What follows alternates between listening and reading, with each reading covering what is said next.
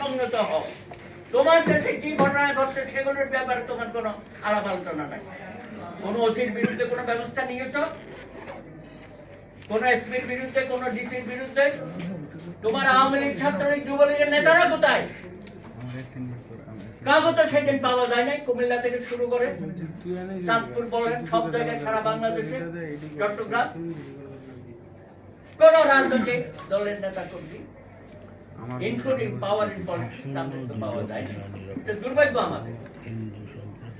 আর গত 15-17 বছর আর কি বলবো, সেই রামও থেকে শুরু করে সর্বশেষ গঙ্গাচড়া কোন একটি ঘটনার বিচার আমরা পাইনি। তারপর আমার ফেসবুকের যে সোশ্যাল স্ট্যাটাস যে ধর্ম অবমাননার নামে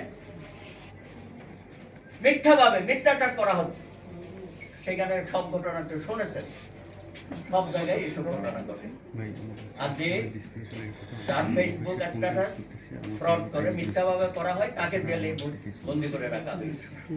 আর যারা ঘটনা ঘটালো দুইটা হয়তো গ্রেপ্তার হয়, তাদেরকে পরে ছেড়ে দেওয়া হয়, কোথাও না হয়। আরে ওবায়দুল কাদের সাহেব রংপুরের একটা ঘটনায় হঠাৎ বলে বেড়ালো যে এই হিন্দু সম্প্রদায় বা ধর্মীয় সংখ্যালঘু সম্প্রদায়ের যে অত্যাচার নিপীড়ন করা হয় সেটা নাকি ইচ্ছা করে করা হয় ভারতের সাথে সম্পর্ক নষ্ট করার জন্য। গাদাখড়ি কথা না এটা। তোমার দলের লোকজন বা সন্ত্রাসীরা এইসব ঘটনা ঘটায়, তুমি তার বিরুদ্ধে কোনো ব্যবস্থা নাও না, আবার রাজনৈতিকভাবে তুমি বলো যে আওয়ামী লীগের সাথে ভারতের সম্পর্ক খারাপ করার জন্য এখানে ঘটনা ঘটে। আরেকটা কি বলতো জানেন, তখন কোন একটা ঘটনা ঘটলে বলা হতো বিএনপি জামাত করেছে, মনে আছে এসব? আহারে কি যে অবস্থা!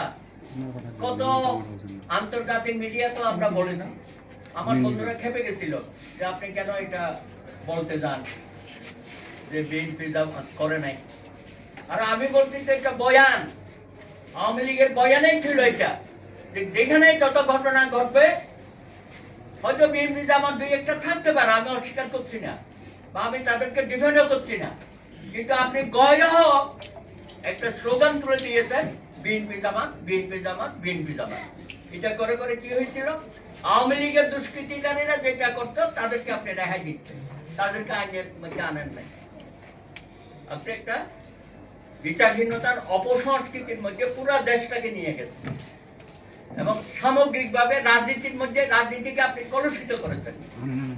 আমার বন্ধু বাসুদেব ধর বলল যে আপনারা রাজনীতির মধ্যে ধর্ম আনবেন না। আমি যদি বলি আপনারা ধর্মের মধ্যে যে রাজনীতি আনেন, সেটার জবাব কে দেবে? আমরা দেখি নাই অনেক ধর্মীয় সংগঠন আছে, তারা প্রত্যক্ষ এবং পরোক্ষভাবে বিভিন্নভাবে সরকারের পারপাস সার্ভ করেছে কিনা বলেন? শুধু রাজনীতিবিদদের দোষ দেবেন যে রাজনীতির মধ্যে ধর্ম আনবেন না, আর যারা ধর্মের মধ্যে রাজনীতি আনতেছে তাদের ব্যাপারেও কথা বলতে হবে।